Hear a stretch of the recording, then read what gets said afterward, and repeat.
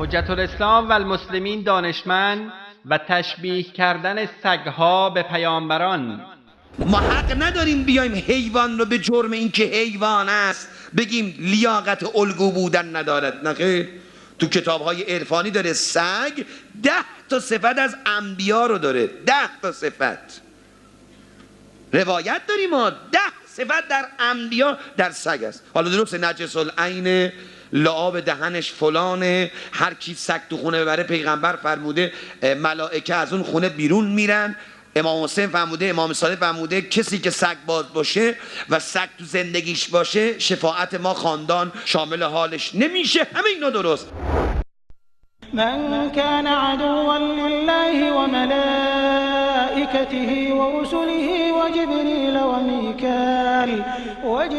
وميكال فإن الله عدو للكافرين.